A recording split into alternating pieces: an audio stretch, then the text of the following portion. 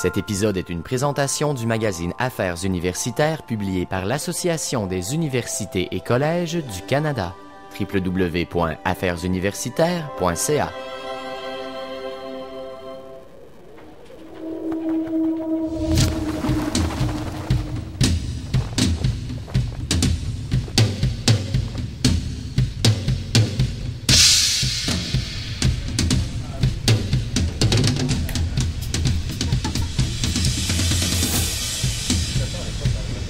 Quand j'ai découvert Prévert, j'avais l'impression de rencontrer un âme frère. Une âme frère, c'est quelqu'un qui était tellement proche de moi. Alors, Parole, c'est son premier recueil. Comme l'indique le titre, c'est de la poésie qui est parlée. C'est une poésie par laquelle il parle du monde, des choses qui se passent dans le monde. Et c'est une poésie accessible. Et c'est une des raisons pour lesquelles je l'aime. C'est un poète à travers lequel on peut commencer à aimer la poésie.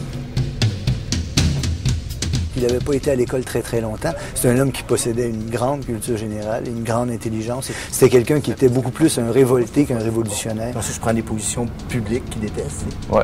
Contre la réforme, pour l'anarchisme. Je suis proche de Prévert dans son anti-autoritarisme, dans sa haine du capitalisme, dans sa défense des enfants, quand il nous parle des cancres, quand il nous parle de ceux qui ont du mal à l'école. Donc, Prévert alimente une vision du monde dans laquelle je me reconnais et je pense que beaucoup de gens se reconnaîtront aussi. Tu comprends qu'Internet a été un instrument qui a beaucoup moussé cette idée-là. Apprenons plus aux enfants, par exemple, des savoirs de base en physique, en maths, etc. Ils iront le chercher quand ils en auront besoin. Apprenons-leur à chercher. Cette semaine, les publications universitaires abordent les fondements de l'éducation en compagnie de Normand Baillargeon. Il sera avec nous pour parler de son dernier livre, Un plaidoyer pour la culture générale. Si on commençait tout de suite en parlant du titre de votre livre, c'est un titre assez insolite. Liliane est au lycée. Quelle est l'histoire de ce titre? Écoutez, l'an dernier, j'ai produit pour Flammarion, la maison d'édition Flammarion, un ouvrage dans la collection Corpus sur l'éducation. Alors, je leur ai remis ce manuscrit-là et par la suite, l'éditeur m'a demandé d'écrire un livre spécifique pour une collection qui s'appelle Antidote chez Flammarion, qui est une collection qui ambitionne de lutter contre les idées reçues et donc de proposer des antidotes aux idées reçues.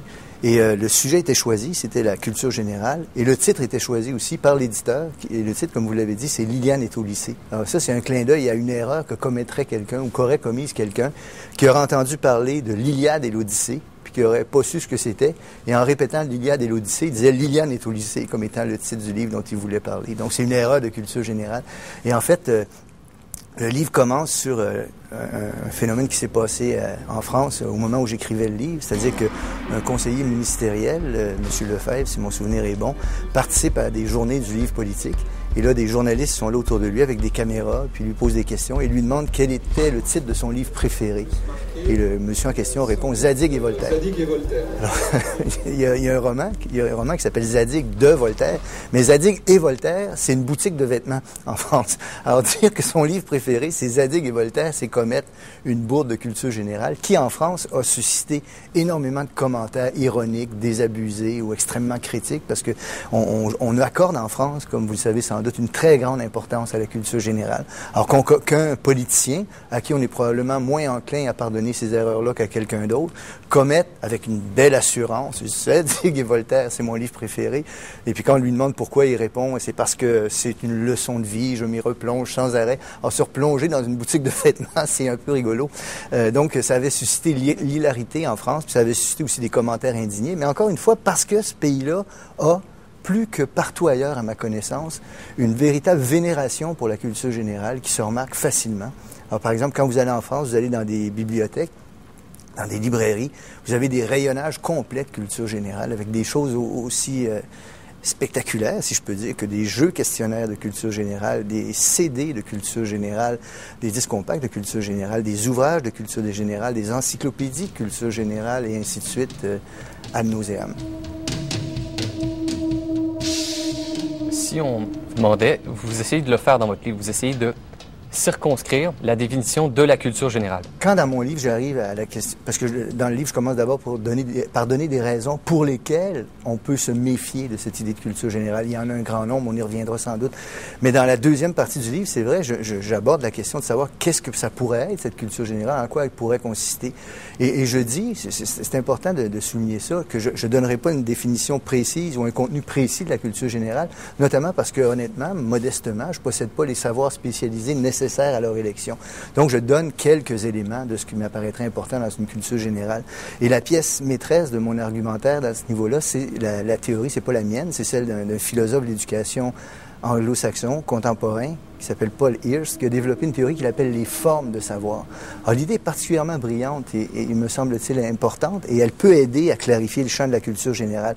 Son idée est la suivante, c'est que les êtres humains ont, avec le temps, développé une série de façons d'entrer en contact avec le monde et de donner du sens à l'expérience qu'ils ont du monde. Et il appelle ces différentes manières de le faire des formes de savoir. Alors, son ambition ici, c'est de dériver le contenu, si vous voulez, de la culture générale ou d'un curriculum de culture générale à partir de l'idée même de savoir. Et son idée est donc que les êtres humains ont développé des formes de savoir. C'est des manières d'entrer en contact avec l'expérience qu'ils ont du monde et d'eux-mêmes et de la comprendre. Et les formes de savoir, dit-il, sont caractérisées par des choses comme des concepts qui sont irréductiblement spécifiques à cette forme-là. Par exemple, le concept de matrice est un concept appartenant à une forme de savoir, dans le cas présent, les mathématiques. Le concept de péché ou de rédemption appartient irréductiblement à une forme de relation au monde et d'organisation de l'expérience humaine qui s'appelle religion. Le concept d'utilité, comme on l'entend en philosophie, est un concept irréductiblement philosophique. Alors, des concepts, des manières de les relier entre eux, ces concepts, et des façons de les relier à l'expérience en les validant, tout ça constitue des formes de savoir. Et là, Hirsch en a identifié 7 ou 8. Alors, quelqu'un qui aurait une culture générale, c'est quelqu'un qui serait passé de la manière la plus large possible et afin de comprendre ce que signifie entrer en contact avec le monde et avec l'expérience humaine à travers ces formes de savoir, à travers le plus large éventail possible des formes de savoir en question. Mathématiques, sciences humaines, sciences naturelles, histoire, philosophie, religion, art et littérature. Monsieur Baillargeon, dans votre livre, vous dites qu'un bon programme de culture générale doit mener au développement de certaines vertus épistémiques. Quand on défend un idéal de culture générale, on est amené à demander pourquoi est-ce qu'on défend ça, puis pourquoi on le défend contre tous les arguments qu'on peut invoquer contre la culture générale, et Dieu sait qu'il y en a. Et là, quand je m'attarde à cette question-là, j'essaie de voir quels sont les effets présumés, putatifs, de la culture générale sur la personne qui les possède. Alors, j'en énumère quelques-unes, comme vous vous souvenez sans doute. Je dis, par exemple, quand on a de la culture générale, bien, on a une vaste possibilité d'entrer en contact avec l'expérience humaine et de lui donner du sens. On devrait être capable, quand on a une véritable culture générale, c'est-à-dire quand on a goûté à cette pluralité des manières d'entrer en contact avec le monde, de les mettre en perspective les unes avec les autres. Si on est un scientifique, par exemple, cette idée-là avait été magnifiquement développée par Richard Stanley Peters, un philosophe analytique de l'éducation. Quand on a acquis ces différentes perspectives sur le monde, on doit être capable de les mettre en relation les unes avec les autres. Ce qui veut dire que si on est un scientifique, par exemple, on devrait être en mesure de penser sa propre pratique dans une perspective historique, parce qu'on a goûté aussi au savoir historique, dans une perspective économique, politique, parce qu'on a goûté aux sciences humaines, dans une perspective philosophique, parce qu'on a goûté à la philosophie. Donc, on est capable de penser sa propre pratique selon une perspective cognitive. Alors, voilà des effets attendus, putatifs, d'une culture générale sur la personne qui les possède. Et j'évoque aussi, vous avez raison, c'est vertu épistémique. C'est un concept que les philosophes utilisent depuis 20 ou 25 ans, ce concept de vertu épistémique. Vertu, c'est un vieux mot qu'utilisaient les philosophes de l'Antiquité pour définir des façons plus ou moins permanentes qui caractérisent comment un être est construit et fait et qui vont se manifester à chaque fois où les circonstances exigeront qu'elles se manifestent. Ce sont donc des vertus, mais là, c'est des vertus épistémiques, c'est-à-dire des vertus relatives à la connaissance elle-même. Et je pense que quand on possède une vaste culture générale, ça devrait se manifester par exemple, une sorte d'humilité épistémologique, c'est-à-dire qu'on prenant conscience de l'immensité de l'expérience humaine, de notre propre petitesse, de l'immensité de notre savoir, on ne peut que développer une forme d'humilité qui interdit une forme d'arrogance et d'imposition épistémique. Bien sûr, on peut avoir des convictions, c'est autre chose, ça, mais on devrait être conscient de l'immensité de notre ignorance. Voilà une vertu épistémique. Le faillibilisme aussi, c'est être conscient qu'on peut se tromper et que l'expérience humaine est si vaste qu'on peut très bien arriver à une conclusion, la défendre, mais c'est être trompé. Et aussi, je pense que la volonté de ne rien admettre comme vrai avant de l'avoir passé au crible de la critique, c'est-à-dire cette absence de crédulité, je pense que c'est cette perspective critique, une autre des vertus épistémiques qu'on devrait attendre d'une personne qui possède la culture générale. Quand on lit vos livres, par exemple le petit cours d'autodéfense intellectuelle, le livre d'aujourd'hui, Liliane est au lycée, et d'autres livres que vous avez écrits sur l'éducation, on remarque qu'il y a une science qui est très importante pour vous, ce sont les mathématiques. Et vous dites qu'il faut éviter de tenir les mathématiques à l'écart des programmes de culture générale. Oui. Vous savez, le concept de culture générale, il est ancien au fond. Hein? C'est un héritage qui remonte au latin, au grec. L'idée de studium generale qu'avaient les anciens, l'idée d'humanité qu'avaient les humanistes de la Renaissance. C'est quelque chose qui se rapproche de notre idéal de culture générale, de celui que je défends. Mais ça s'en distingue par plusieurs aspects aussi. Notamment, alors vous avez cité les mathématiques, je vais y arriver, mais aussi les sciences, les sciences naturelles. Alors je pense que notre concept de culture générale, il est encore trop fortement marqué et imprégné de manière exclusive par une culture littéraire et humaniste. Or, on vit dans un monde où la science, les sciences naturelles, ont une telle importance, sont à ce point indispensables pour simplement comprendre les enjeux, puis parfois c'est des enjeux vitaux de civilisation, comme le réchauffement climatique, qui nous affecte tous, qu'il devient indispensable que tous les citoyens possèdent une culture scientifique de base. Alors j'ai rappelé que cette idée-là, elle avait été développée il y a plusieurs années déjà par C.P. Snow, qui était à la fois, c'est quelqu'un qui pouvait faire cette réflexion-là, parce qu'il était à la fois romancier et physicien. Et il se disait fasciné par le fait que les physiciens étaient incultes en littérature, mais à contrario, les gens en littérature et en humanité et en philosophie très souvent, en sciences humaines, ils étaient d'une ignorance abyssale des sciences. Alors, il s'amusait, par exemple, devant des gens, des littéraires, qui se scandalisaient que des physiciens n'aient jamais lu Shakespeare réellement. Il s'amusait à leur demander « Qu'est-ce que vous entendez par accélération ?» Qu'est-ce que vous comprenez par le mot entropie? Et il disait, ces gens-là ne comprenaient rien du tout, là, étaient incapables de répondre. La majorité d'entre eux étaient incapables de répondre quoi que ce soit, alors que ces questions-là étaient l'équivalent de qu'est-ce qu'un sonnet? Ou qu'est-ce qu'un poème? Ou qui est Jacques Prévert, voyez-vous? Et donc, Snow a publié une conférence immensément célèbre où il dénonce ce qu'il appelle l'existence de deux cultures complètement coupées l'une de l'autre, n'entrant jamais en communication l'une avec l'autre. Je reprends ça dans mon livre. Je reprends cette idée qu'une véritable culture générale de nos jours doit absolument être une culture qui incorpore une part de formation scientifique. Et parmi les sciences, et j'en arrive à votre question, il y en a une qui, pour toutes sortes de raisons, m'est particulièrement chère, c'est les mathématiques. Alors, dans plusieurs de mes ouvrages, j'en ai parlé. Je tiens à le dire parce qu'il faut être très, très honnête sur ce plan-là. Moi, je ne suis pas un mathématicien. Je suis un amateur. Dans le mot amateur, il y a amour. Alors, je suis un amoureux des mathématiques. Hein. Les mathématiques sont quelque chose qui m'ont donné énormément de plaisir dans ma vie, même si j'en fais un niveau très élémentaire, dont riraient les mathématiciens professionnels. Et donc, j'ai une grande admiration, un grand amour pour les mathématiques, comme beaucoup de philosophes. Vous savez, les philosophes, dans l'histoire de l'humanité, ont souvent été eux-mêmes de grands mathématiciens et ont souvent eu un amour passionné pour les mathématiques, parce que les mathématiques donnent un exemple particulièrement clair d'une forme de savoir, pour reprendre l'expression de Hirsch, singulière et qui procure un degré de certitude qu'aucune autre connaissance humaine procure. C'est pas pour rien que Platon avait écrit « Nul n'entre ici s'il n'est géomètre » à l'entrée de son école. Donc, j'ai cet amour des mathématiques, mais je pense aussi qu'en matière de culture générale, outre le fait que les mathématiques sont intéressantes en elles-mêmes, elles ont un rôle citoyen à jouer, les mathématiques. C'est-à-dire que dans le monde dans lequel on vit, on est à ce point bombardé de données chiffrées, de tableaux, de sondages, de statistiques et de probabilités, que ne pas maîtriser quelques outils citoyens de base en mathématiques, c'est se priver d'une part de la culture générale et d'une des conditions indispensables pour l'exercice d'une citoyenneté pleine et entière, d'une participation à la vie démocratique. Alors donc, c'est la raison pour laquelle je défends une place importante pour les mathématiques dans la culture générale, mais comprenez bien que c'est une place qui est de mathématiques citoyennes. Je ne m'attends pas à ce que les gens deviennent tous des fous de mathématiques, ce ne sera jamais le cas. Je ne m'attends pas non plus à ce que tout le monde poursuive des études mathématiques très avancées. C'est pas nécessaire que tout le monde fasse du calcul différentiel intégral, mais que tout le monde ait accès à ces outils citoyens et les apprécie et y goûte comme une forme de savoir intrinsèquement intéressante et extrinsèquement intéressante parce qu'elle a une utilité citoyenne ou politique. Ça m'apparaît extrêmement important. C'était mon plaidoyer pour les mathématiques.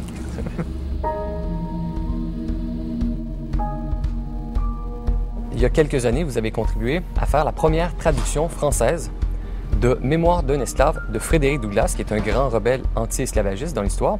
Et dans le livre d'aujourd'hui, Liliane est ici, vous faites aussi l'éloge des rebelles en éducation. Ça peut être surprenant. Oui.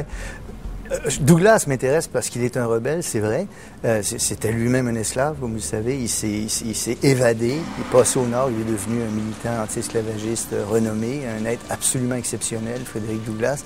Mais Frédéric Douglass se sauve par l'éducation, comme vous vous souvenez sans doute. Hein. C'est-à-dire qu'à un moment donné, il découvre la lecture, on lui apprend quelques lettres, Et il comprend l'importance que ça représente pour s'émanciper puis se libérer d'apprendre à lire. Alors, il décide qu'il va apprendre à lire et il apprend à lire à peu près seul, par ses propres moyens, en se faisant aider de temps en temps par des jeunes blancs à qui il donne un morceau de pain pour apprendre une lettre. Enfin, c'est quelque chose d'assez fabuleux que de voir ça.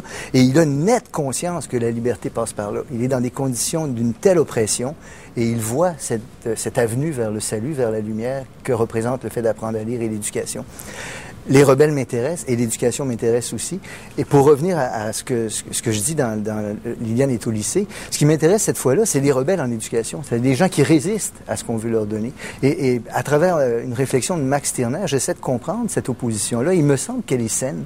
Et il me semble qu'on ne devrait pas rejeter du revers de la main ces gens qui refusent d'emblée, en première partie, en première réaction, d'accéder à ce qu'on veut leur proposer. Parce que ce qu'on leur propose est un changement profond de ce qu'ils sont. Ce qu'on leur propose, ce qu'on leur amène en leur amenant les différentes formes de savoir dans lesquelles on veut les initier, implique un changement en profondeur de ce qu'ils sont. Et réagir fortement à ça, c'est pas nécessairement une mauvaise chose, c'est un signe de santé aussi. Alors, il faut être en mesure de faire comprendre l'importance de ce qu'on veut leur proposer. Douglas le saisit par lui-même. Il est dans des conditions tellement horribles qu'on peut comprendre qu'il est vu à travers les réactions de ceux qui s'opposaient à son apprentissage de la lecture, l'urgence d'apprendre à lire et que c'était une voie vers la liberté. Mais on ne le voit pas toujours.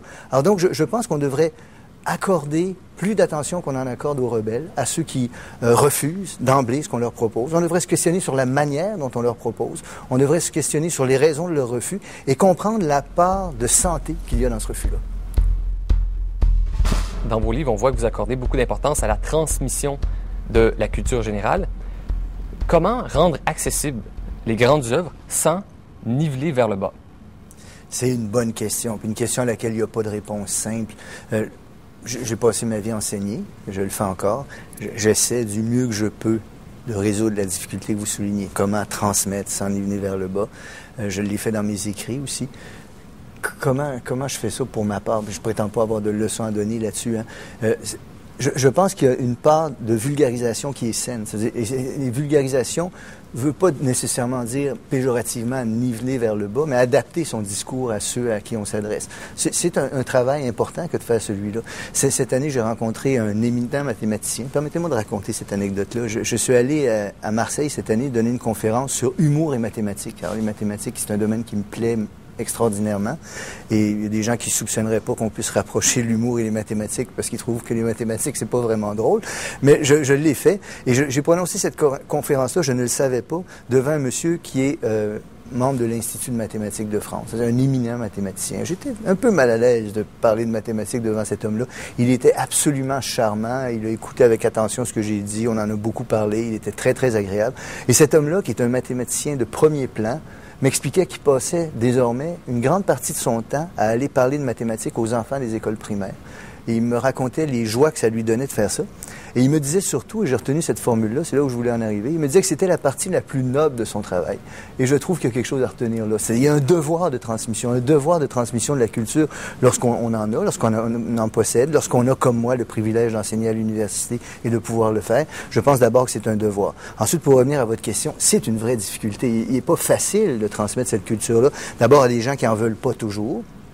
Ensuite, parce qu'il arrive qu'elle soit difficile, cette culture-là. Là, il y a un travail de pédagogue qui est à faire, qui consiste à établir le niveau auquel on peut commencer le travail, le niveau qui maintient l'intérêt vivant, parce que l'intérêt doit être suscité, mais qui le maintient vivant parce qu'il n'est pas trop élevé, le niveau de difficulté auquel on va s'adresser aux gens. J'ai la faiblesse de penser que l'intelligence humaine est bien répandue et que la plupart des gens sont capables de s'intéresser à la plupart des sujets qu'on leur présente. Peut-être pas toujours au niveau le plus élevé, mais il s'adonne que la plupart des sujets que les êtres humains ont développés, dans la plupart des formes de savoir, sauf quelques rares exceptions, sont vulgarisables. C'est-à-dire, à part, je dirais, des mathématiques très, très avancées, et à part peut-être ce qui est, à mon avis, le plus difficile de ce que les êtres humains ont produit, c'est-à-dire la physique la plus avancée de nos jours, la physique quantique dans ses développements les plus récents. À peu près tout le reste se vulgarise et s'explique, au moins assez pour qu'on ait une conscience de comment ça marche dans cette forme de savoir-là. Alors, je pense qu'on n'est peut-être pas capable d'expliquer à tout le monde ou à tout le monde rapidement comment faire du calcul différentiel intégral, mais on est capable d'en expliquer les principaux concepts puis de faire comprendre comment ça fonctionne. Je pense, moi, contrairement à d'autres personnes, qu'on vit une époque assez merveilleuse de ce point de vue-là, parce qu'il se produit énormément d'ouvrages de vulgarisation de bonne qualité, notamment en sciences, en mathématiques, et en philosophie et dans d'autres domaines. Mais c'est un véritable défi. Ce sur quoi vous avez mis le doigt est un véritable défi. À mon avis, le nœud du défi, comme j'ai essayé de le dire tantôt, peut-être maladroitement, c'est d'aborder les questions à un niveau où l'intérêt peut être créé et maintenu, sans que ce soit trop élevé, parce que là, à ce moment-là, l'intérêt tombe, sans que ce soit pas suffisamment élevé, parce qu'à ce moment-là, l'intérêt n'est pas créé. Normand Baillargeon, vous êtes anarchiste, mais quand on lit vos livres, on peut être surpris de voir certains traits conservateurs dans votre pensée en matière d'éducation. Comment vous résolvez cette contradiction? Alors, je voudrais dire que je ne suis pas le seul anarchiste qui a eu ce type de position-là. Pas le seul homme, personnalité de gauche, personne de gauche, auteur de gauche, théoricien de gauche qui a eu ce type de position-là. Je rappelle qu'Hannah Arendt, qui finit sa vie en étant très proche d'une défense des conseils ouvriers, et donc une position proche des libertaires, était elle aussi qui exemplairement défendait une position qu'on appelle conservatrice en éducation. Certaines personnalités de gauche radicale, comme Gramsci, par exemple, dans ses cahiers de prison, défendent une position tout à fait semblable. L'idée, je pense, repose sur la conviction qu'il y a une valeur au savoir qui doit être transmis, sur l'idée que cette transmission-là et l'accès à ce qu'on désire leur transmettre est particulièrement difficile pour les gens qui, en raison de leurs conditions sociales, économiques ou politiques, ne disposent pas des préalables qui en favorisent l'accès.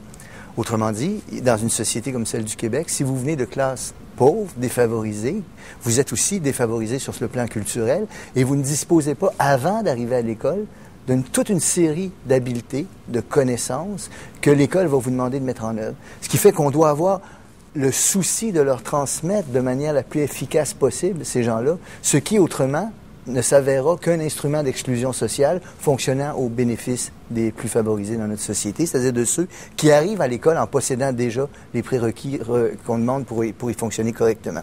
Alors donc, il y a deux dimensions dans ce conservatisme pédagogique, appelons-le comme ça. La première, c'est la conviction de la valeur intrinsèque de ce qui est transmis, contrairement à un idéal qu'une certaine gauche a défendu, selon laquelle tout ce qui est à transmettre est oppressif. Je n'adhère pas à cette thèse-là, postmoderniste, par exemple, ou celle des cultural studies, de différents courants de gauche qui nient la valeur de la rationalité, par exemple, qui nie la valeur de l'art, qui nie la valeur de la connaissance, qui nie... Je n'adhère pas à ces thèses-là, donc je considère qu'il y a une valeur intrinsèque. Je comprends bien un certain nombre de critiques de toutes sortes qui ont été faites à l'héritage occidental. J'achète ces critiques-là en partie, mais elles ne me conduisent pas à rejeter comme étant intrinsèquement non valable ce qui doit être transmis. Je pense qu'il faut faire l'inventaire, préserver et transmettre ce qui va être transmis parce que c'est intrinsèquement valable. Et ensuite, je considère que c'est surpénaliser les enfants qu'on voudrait au préalable aider, les enfants des classes défavorisées, que de procéder à leur transmission en niant cette valeur et en utilisant des moyens pédagogiques qui ne sont pas appropriés à eux. Et je pense que les méthodes pédagogiques les plus appropriées à tout le monde, mais en particulier à ces enfants-là, sont des méthodes que typiquement à gauche, dans le supposé progressisme pédagogique, on dénigre comme étant supposément oppressives et ainsi de suite. Alors donc ma position est singulière, mais c'est pas la seule. Beaucoup de personnalités de gauche ont une position semblable à la mienne. Arendt résumait tout ça en une formule que je cite approximativement, mais qui revenait à dire que si on n'est pas conservateur en matière de pédagogie, on est condamné de réactionnaire. Et je pense que c'est vrai.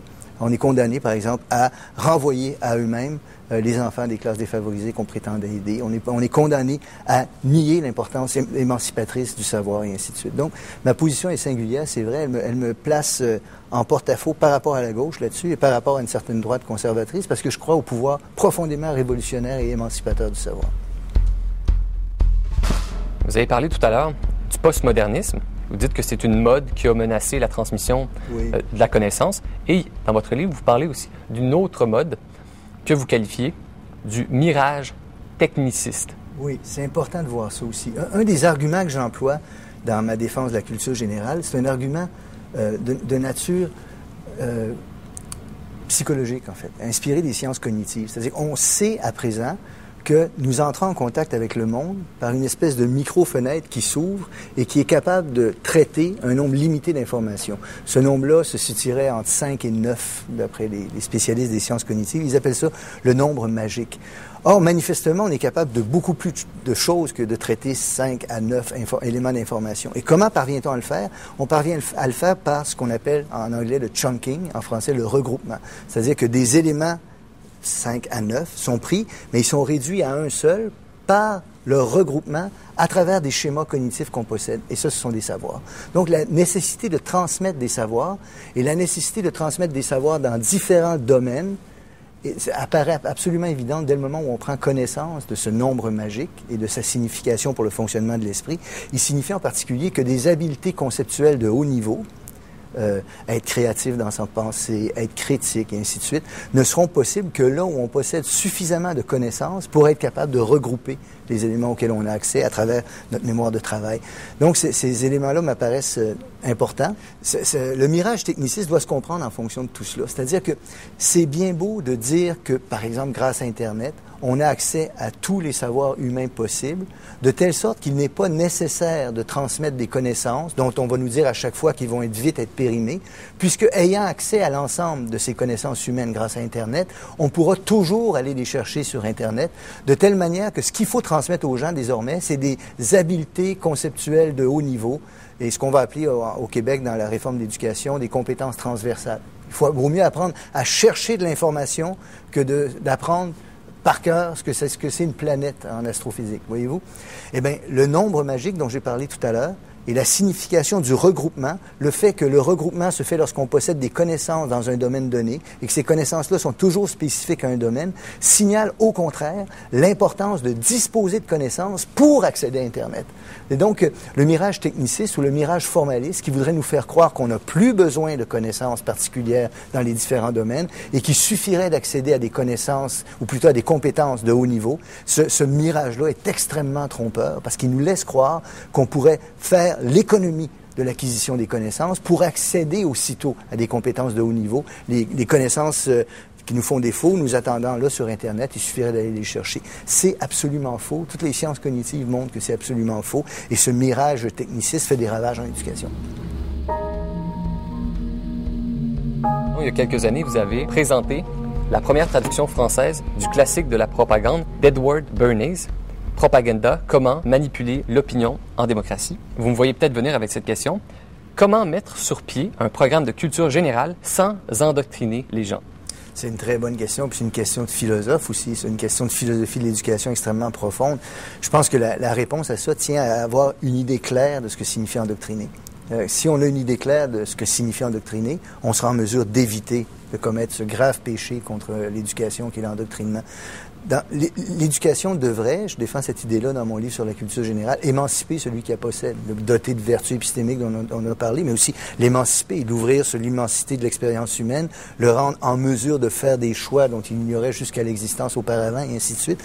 Donc l'éducation a une vertu émancipatrice. L'endoctrinement est exactement le contraire de l'éducation. Quelqu'un qui est endoctriné est incapable même de se rendre compte qu'il adhère à une chose de manière dogmatique, et qu'il est incapable même de changer d'idée. Quelqu'un qui est endoctriné, contrairement à quelqu'un qui a été éduqué, a un esprit qui est fermé, alors que le premier a un esprit qui est ouvert.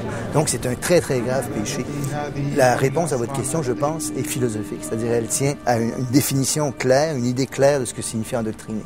Et je pense qu'endoctriner, enfin, les travaux en philosophie analytique de l'éducation portant là-dessus, ont montré que endoctriner, c'est avoir l'intention de fermer l'esprit de quelqu'un sur une doctrine, en utilisant pour ce faire des moyens autres que ceux que la seule raison autoriserait.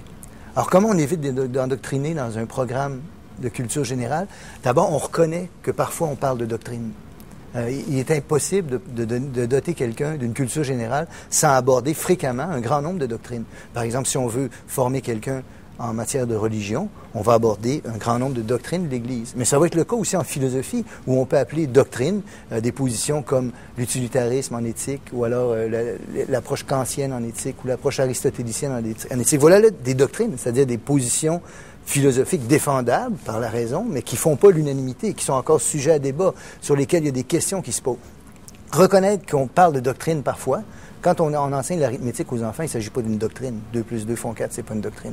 Mais il y a un grand nombre de domaines dans les formes de savoir humain où on rencontre des doctrines. Être conscient de ça, c'est la première étape pour ne pas endoctriner. Ensuite, j'ai dit avoir l'intention de fermer l'esprit. Alors, être soucieux de ne pas avoir l'intention de fermer l'esprit des gens à qui on s'adresse sur des doctrines données, c'est la seconde clé pour éviter d'endoctriner, à mon avis. Et j'ai défini l'endoctrinement comme étant de transmettre des doctrines avec l'intention de fermer l'esprit. Et mon troisième critère, rappelez-vous, en fait, c'est celui des philosophes analytiques l'éducation, c'était d'utiliser des moyens autres que ceux que la raison permet. Alors, par exemple, de dire à quelqu'un qu'il n'y a que cette position-là qui sont valables, utiliser des moyens comme du chantage intellectuel ou émotif avec des jeunes enfants, Dieu sait que c'est facile, pour les amener ou les pousser à adhérer de manière dogmatique et inconditionnelle à une doctrine, ça, c'est endoctriner. Et être conscient de cela permet d'enseigner sans endoctriner. Alors, le professeur qui enseigne ou la personne qui enseigne, et Dieu sait que ce n'est pas des questions purement abstraites. Ça, en ce moment, ça se pose dans toutes sortes de cours qui se donnent dans nos écoles. Je vais prendre l'exemple, mais ce n'est pas le seul, loin de là, mais le cours d'éthique et de culture religieuse, par exemple. Alors, si un enseignant ou une enseignante qui enseigne ce cours-là est conscient que le risque d'endoctriner est présent quand on transmet une doctrine avec l'intention de fermer l'esprit en utilisant des moyens autres que ceux que la raison permet, cette personne-là, quand elle enseigne, quand elle transmet son savoir, va faire attention lorsqu'il est question de doctrine, donnera les autres points de vue sur une doctrine donnée, la présentera pas dogmatiquement, utilisera pas des moyens autres que ceux que l'appel à la raison et à l'argumentation permet d'utiliser pour le faire comprendre à ceux à qui il s'adresse. Alors, je pense qu'il y a là un travail trop négligé, à mon avis, de philosophie de l'éducation, qui est un travail de clarification des concepts qui sont en jeu dans l'entreprise en question. Quand on parle de culture, il faut aussi parler des médias. Est-ce que vous trouvez que les médias dominants servent bien la construction d'une bonne culture générale?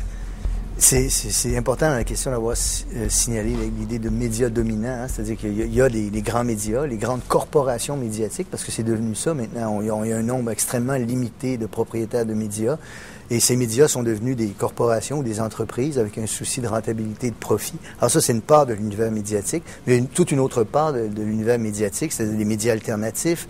Il y a en ce moment tout ce qui se produit sur Internet en termes de médias sociaux. Donc, ça fait un univers très large. Pour ce qui est des grands médias ou des médias corporatistes, j'ai depuis longtemps une attitude extrêmement critique à leur endroit, pas tant pour leur contribution à la culture générale, ou alors en partie seulement pour ça, mais dans la mesure où ils tendent à représenter une vision du monde qui est extrêmement partielle et qui est celle des intérêts dominants auxquels ils appartiennent, dont ils font partie. Et je pense que c'est là une des thèses les mieux établies des sciences sociales, que la réalité de ce phénomène-là, assez facilement prévisible quand on regarde simplement ce que sont ces grands médias et comment ils fonctionnent. La représentation du monde qui va tendre à en être donnée dans ces grands médias-là, va être au bénéfice, va être mieux comprise si on l'examine comme étant représentative des intérêts, des préoccupations, de ce à quoi s'intéressent les principaux intérêts dominants du monde dans lequel nous vivons. Est-ce qu'ils jouent un rôle de culture générale? Aussi, bien sûr, ils ont ce rôle-là. Parfois, ils le jouent pas trop mal. Parfois, ils le font, ce travail de culture générale. Mais dans la mesure où ils occultent toute une part de la réalité et où ils donnent une représentation plutôt biaisée d'une autre part de la réalité, ils contribuent pas à la conversation démocratique telle que je l'entends. Ils contribuent pas non plus à la culture générale des citoyens, puis à la préparation des citoyens, via une véritable culture générale, à la participation à la conversation démocratique. Par ailleurs, beaucoup de ces médias-là, même en étant des corporations payant un souci, étant motivés par un souci de profit, font souvent un effort de culture générale qui est réel. On le voit, ça existe, c'est présent. Souvent, ça prend des formes assez étonnantes, c'est-à-dire que la culture est devenue marchandise. Hein, c'est-à-dire on l'acquiert de manière très rapide pour pouvoir en faire étalage, alors que très souvent, la culture demande un rapport au temps beaucoup plus long que celui qu'offre. Mais j'aurais du mal à être entièrement critique devant des efforts de vulgarisation de la philosophie, de la littérature, que font parfois, et parfois assez bien même, ces grands médias. Donc, c'est une réponse nuancée, si vous voulez. Sauf sur le plan de la contribution au débat démocratique, au débat politique démocratique, dans la mesure, encore une fois, où une part trop importante de la réalité est occultée, et dans la mesure aussi où on montre de manière extrêmement prépondérante le monde à travers la lentille des intérêts, des préoccupations des institutions dominantes. Dans votre livre d'aujourd'hui, on voit qu'il y a un modèle ou une formule d'éducation qui vous a inspiré beaucoup. Ce sont les bourses du travail de Fernand Peloutier. Ce Peloutier-là, c'est vraiment un de mes héros, ce monsieur-là. Il est mort très jeune en se tuant à la tâche. Il vit à cheval entre le 19 et le 20e siècle. Et il est celui qui, en France, porte l'idéal anarcho-syndicaliste. C'est-à-dire les anarchistes, à un moment donné, vont souhaiter parvenir à leur but, qui est une transformation radicale de la société, en pénétrant dans le mouvement anarchiste. Mais ils ont une idée singulière de l'anarchiste, c'est-à-dire du syndicalisme, pardon. Pour eux, le syndicalisme ne consiste pas simplement à obtenir de meilleures conditions de travail pour les ouvriers. Ça signifie effectivement ça, et c'est une tâche à laquelle ils vont s'atteler. Mais se limiter à ça, pour eux, c'est dénaturer le travail qu'ils veulent accomplir, le travail anarcho-syndicaliste, qui est une transformation radicale de la société. Ils sont pleinement conscients aussi du risque qu'il y a à se contenter de cette demande-là. D'abord parce que si tu te contentes de demander un meilleur salaire ou des meilleures conditions de travail, c'est que tu reconnais à quelqu'un le droit de te les accorder ou de te les refuser. Et c'est une chose qu'ils veulent abolir, ce rapport de salarié à patron. Ensuite, parce qu'ils veulent porter beaucoup plus loin le travail de revendication. Alors, ils ont imaginé, si vous voulez, pour faire une histoire très courte, Pelletier va imaginer une double syndicalisation. Une syndicalisation en tant que membre d'un corps de travail, et là, on cherche à travers ce syndicat-là à obtenir de meilleures conditions de travail, de meilleurs salaires et ainsi de suite, mais en parallèle aussi, sur une même région, un même territoire géographique donné, tous les syndiqués appartiennent à une même bourse du travail. Ils sont, si vous voulez, syndiqués une deuxième fois, tous ensemble, dans une bourse du travail.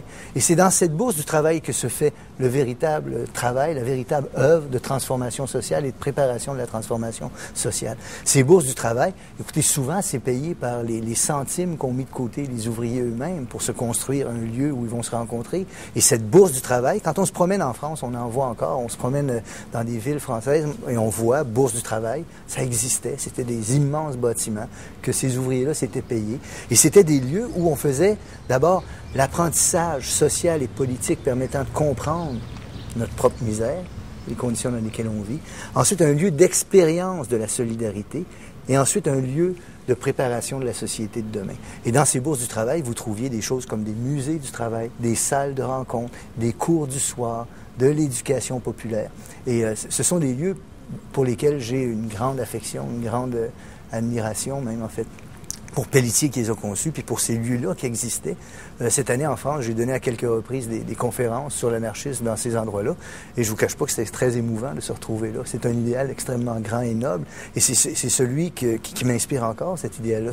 Et vous voyez que ces gens-là ces ouvriers, avaient un profond amour pour le savoir et une profonde conviction que leur émancipation passait en partie par l'acquisition de ce savoir et cette connaissance qui leur avait été déniée. Et c'est le type de rapport à la culture générale que j'aimerais voir revivre, enfin que j'essaie d'entretenir dans mon éducation, dans mon enseignement, dans mes ouvrages. Quand on se familiarise avec vos livres, on voit que, pour vous, l'utilité pratique et immédiate du savoir n'est pas nécessaire pour justifier le bien fondé de la culture générale. Tout à fait. Je pense, et le mot clé dans votre question, c'est nécessaire, hein, c'est-à-dire je pense que les formes de savoir auxquelles on accède par la culture générale ont une valeur intrinsèque. Et je pense même qu'il y a quelque chose d'absolument, parfois, philistin, si vous me passez l'expression, à demander à quoi ça sert. Hein? C'est quelque chose, c'est une question qui est souvent philistine, déplacée et qui montre qu'on n'a rien compris. Il y a une histoire amusante là-dessus. Vous connaissez sûrement Euclide, celui qui a mis en forme la géométrie dans l'Antiquité, qui a écrit les éléments, qui portent son nom maintenant. On raconte qu'à un moment donné, il enseignait et qu'un de ses élèves ou étudiants aurait levé la main pour demander à quoi ça va me servir. Et alors, Euclide aurait, paraît-il, fait venir un de ses serviteurs et lui a dit « Donne quelques pièces de monnaie à ce jeune homme parce que tout ce qu'il apprend doit lui servir à quelque chose. » Donc, et ce qu'il voulait souligner par là, c'était le fait qu'il y a une valeur intrinsèque à ce qu'on apprend. Et c'est important de le voir. En fait, une bonne partie du plaisir qu'on prend à apprendre, c'est goûter la valeur intrinsèque de ce savoir-là, sans préoccupation nécessaire pour ses applications immédiates. Ceci dit, je suis pas quelqu'un non plus qui vit une vie complètement éthérée. Je suis opposé à ça complètement, bien sûr. Je reconnais parfaitement que le savoir qu'on acquiert a des effets et des retombées sur nous. J'en ai parlé tout à l'heure, hein, l'élargissement des perspectives cognitives, le plaisir que ça nous donne. Pensez à ce que procure la culture générale. Quelqu'un qui possède une vaste culture générale a goûté à l'art et à la littérature. Par l'art et la littérature, on élargit notre vision du monde de manière considérable. On peut comprendre ce que ça signifie d'être un esclave étant né au 19e siècle dans le sud des États-Unis. On peut rentrer dans cet univers, dans cette peau-là. On peut goûter à l'opéra, à la musique classique que, ici et maintenant, si on se limite à ce que l'ici et maintenant nous apporte, on goûtera jamais. Donc, on goûte à des plaisirs. Tout ça, c'est des retombées extrinsèques ou instrumentales, si vous voulez, du savoir. Mais cette idée de dimension intrinsèque m'apparaît extrêmement importante à maintenir, surtout à une époque où on tend à ne valoriser le savoir que pour ses retombées extrinsèques ou instrumentales. Donc, j'insiste toujours pour rappeler l'importance de l'idée de valeur intrinsèque, pour rappeler aussi qu'il y a des chemins parfois tortueux qui conduisent la valeur intrinsèque à l'utilité instrumentale. J'espère que je raconterai pas trop mal l'histoire, je la raconte de mémoire. Mais on raconte que lorsque le fameux naufrage de la Méduse a eu lieu, des gens en colère sont allés à l'Académie des sciences pour demander aux scientifiques de se préoccuper de questions concrètes au lieu de questions très abstraites comme ils discutent constamment. Cette journée-là se tenait, paraît-il, une rencontre sur des questions extrêmement abstraites d'algèbre, justement.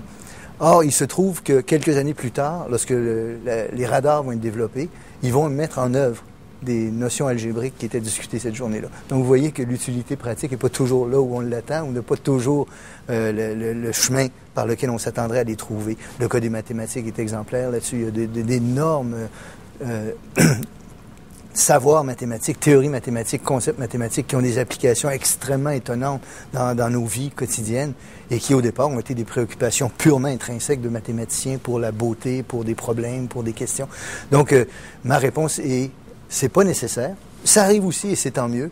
Et il arrive que ces savoirs qu'on apprend dans la culture générale aient des applications pratiques, c'est tant mieux lorsque c'est le cas, mais ce n'est pas la seule raison pour laquelle on les valorise. Et je déplore aujourd'hui une certaine forme de survalorisation de ce qui est marchand, utile, efficace, qui marche, etc. Et c'est vrai dans la vie intellectuelle en général, comme dans la recherche universitaire. Donc, M. Baillargeon, si on continuait cette entrevue sur l'éducation en parlant d'un autre livre, vous avez présenté le livre de Noam Chomsky, « Permanence et mutation de l'université », aux presses de l'Université du Québec, et vous dites qu'il fallait éminemment les rendre accessibles. Oui, effectivement. Chomsky est un auteur important de notre époque. C'est un intellectuel de très grand renom. Et c'est aussi quelqu'un, comme vous le savez, qui se réclame lui aussi du socialiste libertaire, de l'anarchiste. Donc, c'est le premier intérêt pour moi d'avoir des contacts avec Chomsky. Ensuite, c'est quelqu'un qui est au cœur des sciences cognitives. Il a participé, il a même contribué de manière massive à l'avènement des sciences cognitives, à leur développement. C'est une des raisons pour lesquelles je m'intéresse à son œuvre.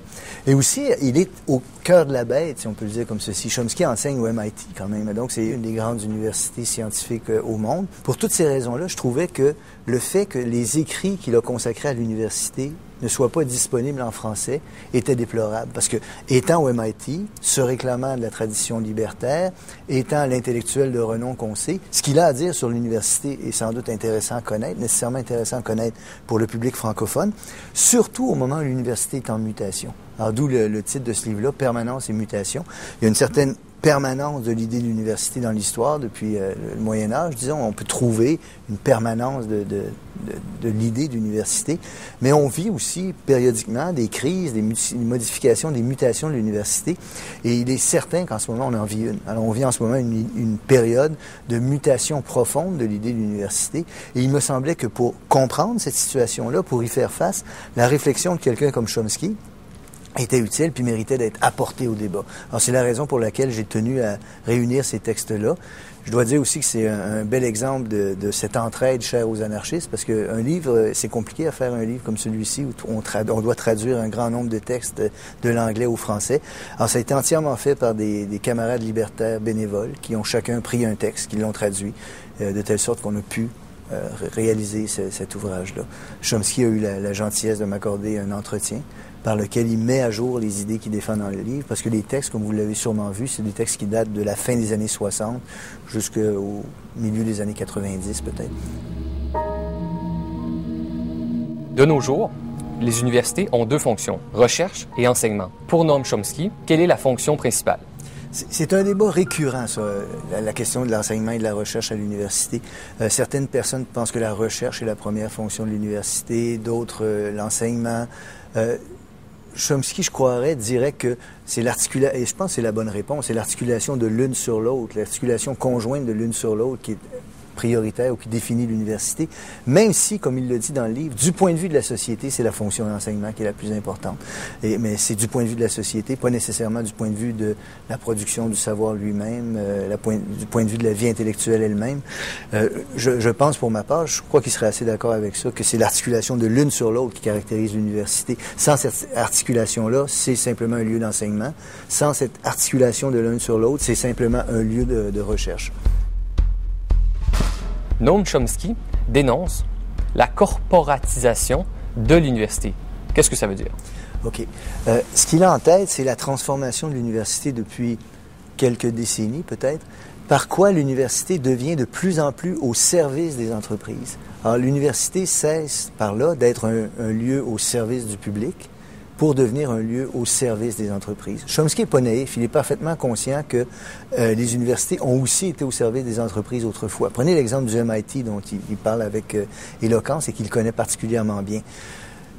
Tout ce qu'on appelle aujourd'hui l'économie dite du savoir fondée sur les nouvelles technologies, c'est quelque chose qui a été développé avec des fonds publics dans des universités, notamment américaines.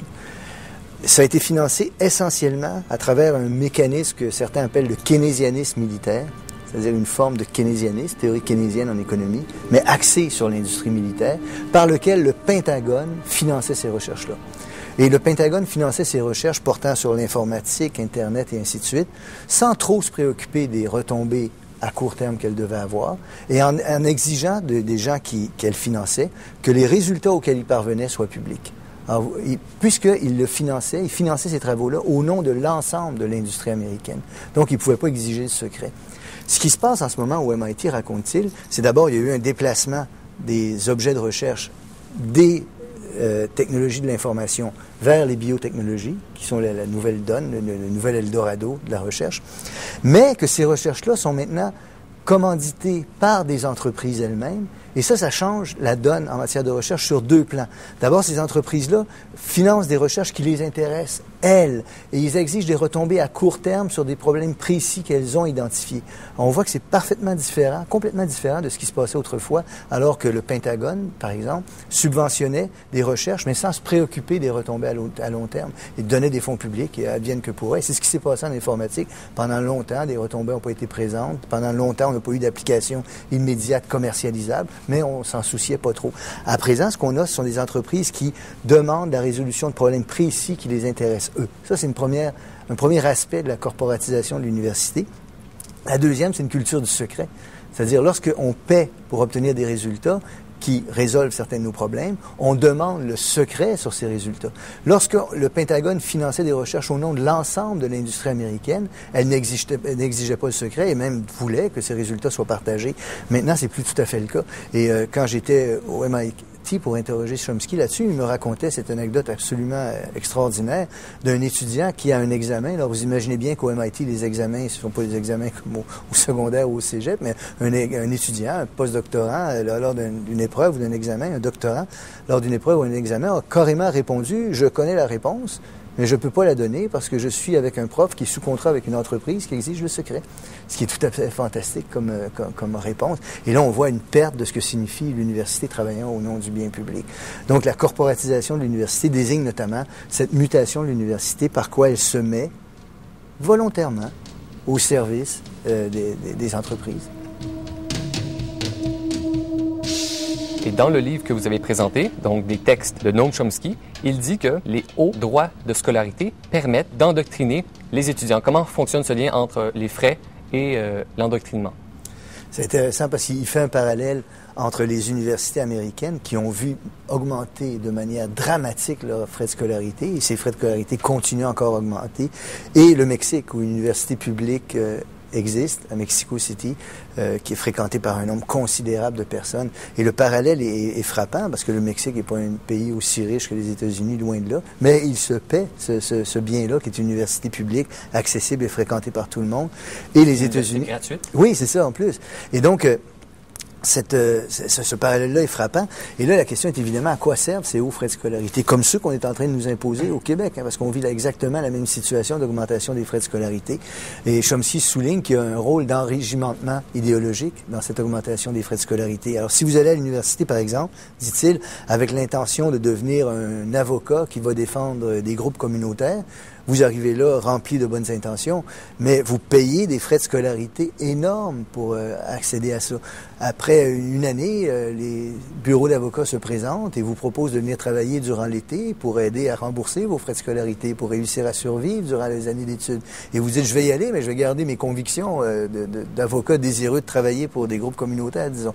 Mais peu à peu, vous vous êtes incorporé dans ce mode de pensée. Peu à peu, vous êtes happé par un certain nombre de valeurs, de visions du monde, qui font en sorte que l'université joue de cette manière-là un rôle d'enrégimentement idéologique extrêmement important. Et les frais de scolarité jouent en partie ce rôle-là. On sait que la formation officielle de Noam Chomsky, c'est celle de linguiste. Mais la plupart des gens connaissent Noam Chomsky, le penseur qui s'intéresse à presque tout. Comment est-ce qu'il trouvait le temps pour publier autant des deux côtés? Dans les années 80, un ami à moi avait été rencontrer des gens en Europe de l'Est qui existait toujours, et les gens là-bas étaient persuadés qu'il y avait deux Chomsky homonymes. Alors, il y en a un qui était le célèbre linguiste qui enseignait au MIT et produisant l'œuvre scientifique importante que tout le monde connaît, et un autre qui s'adonnait à porter par hasard le même nom, qui s'appelait Noam Chomsky aussi, et qui lui était un militant libertaire, produisant la somme considérable de livres qu'on connaît, et il venait pas à l'idée des gens de penser que ça pouvait être une seule et même personne qui était responsable de tout ce travail-là, notamment parce que ça représente tant de livres, tant de publications, tant d'articles, qu'il était difficilement concevable qu'une seule personne puisse faire tout ça, d'une part. Puis d'autre part, parce qu'on a du mal à concilier l'image d'un professeur du MIT écrivant des savants travaux de linguistique ou de sciences cognitives et le militant libertaire qui va dans le monde entier sans arrêt donner des conférences et qui s'intéresse de manière profonde à des questions politiques. Je dois dire, Chomsky lui-même souligne, il me le dit à plusieurs reprises, en fait qu'il considère qu'il n'y a pas une grande valeur intellectuel à son travail de militant. Il pense que c'est à la portée de tout le monde de faire ça. Ce qui demande une véritable formation et un véritable travail intellectuel, c'est son œuvre scientifique pour laquelle il fait une place à part. Est-ce que vous pourriez dire que la vaste culture générale de Noam Chomsky lui a permis de développer une pensée aussi impressionnante? Je pense que c'est le cas. Je pense que Chomsky pourrait être considéré comme un excellent exemple de quelqu'un qui possède une vaste culture générale et qui s'en sert. C'est-à-dire que chez lui, manifestement, le savoir qu'il possède, puis Dieu sait qu'il est large, il est capable de référer, encore une fois, à une somme impressionnante de connaissances grâce auxquelles il est capable d'aborder de manière critique l'actualité et puis les événements politiques qui commandent. On voit bien que, dans le cas de Chomsky, on voit bien le fait qu'il est nécessaire de s'appuyer sur une vaste base de connaissances, de données, pour être en mesure de déployer une pensée critique comme il le fait. Et il est aussi un bon exemple de la capacité d'émancipation, de critique que porte la culture générale. Grâce à ce savoir-là, Chomsky est capable de résister à la propagande, il est capable d'apporter une vision nouvelle, intéressante, riche des événements qui commandent. Une chose qui est finalement rassurante et qui donne naissance à une forme d'optimisme quant à l'utilité reconnue de la culture générale par le grand public. Alors Chomsky illustre peut-être le fait qu'il y a un appétit, une soif de culture générale chez le grand public.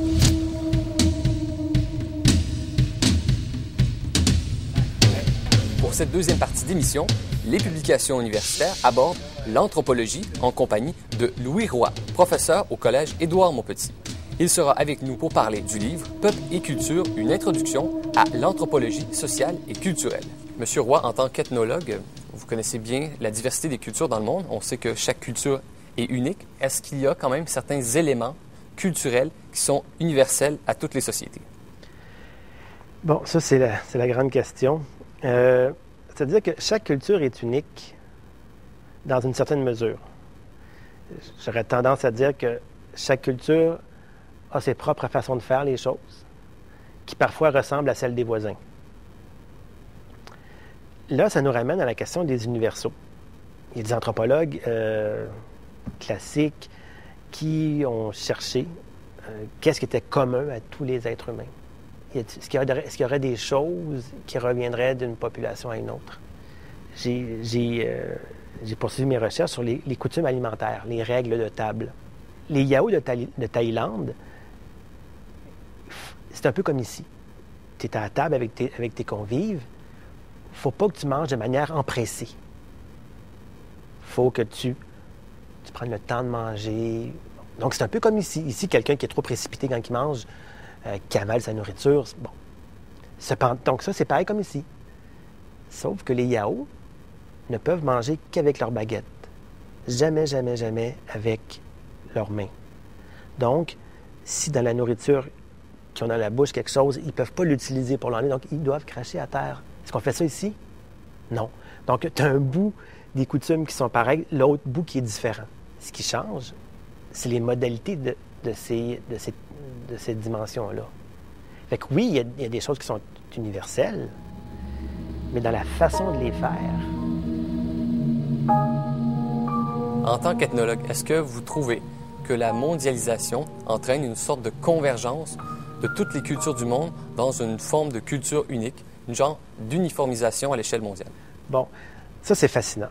Parce que, bon, il s'est écrit beaucoup de choses là-dessus, mais moi, quand j'en parle à mes étudiants, je me mets toujours du point de vue du voyageur ou du touriste qu'on est tous quand on va à l'étranger. Et quand tu vas à l'étranger, c'est assez fréquent que tu retrouves des repères, des choses qui sont le produit de la mondialisation. OK? Mais derrière cette apparence d'uniformisation, qui est réelle, là, tu voyages, puis tu vois qu'il y a des emprunts culturels qui se font. La mondialisation, c'est ce qu'on appelle la diffusion. C'est un phénomène de diffusion culturelle. Dans ce cas-ci, on parle d'américanisation ou d'occidentalisation, parce que ça part de l'Occident ou de l'Amérique. Et là, ce sont des traits culturels qui se répandent à l'étranger et qui atteignent ces populations-là, que ce soit en Amérique, en Afrique ou en Asie. Donc ça, on l'observe dans les classes moyennes, classes aisées, c'est très, très frappant. Dans les milieux plus populaires, là, déjà, tu commences à voir la tradition qui prend plus de place. Va en campagne. Va en campagne, et là, tu vas voir que la mondialisation, c'est pas encore rendu là. La mondialisation, ça se rend pas partout. Et de mon point de vue, fort heureusement. Parce que la diversité culturelle, pour moi, c'est une richesse. La couleur locale, je suis anthropologue, je suis ethnologue pour ça. C'est ça qui est fascinant, de voir ce que les uns font, ce que les autres ne font pas. Donc, cette diversité-là. Et donc, en résumé, la mondialisation fait son chemin, mais je ne suis pas convaincu qu'elle va tout balayer sur son passage. En fait, je dis à mes étudiants que ce n'est pas une tsunami.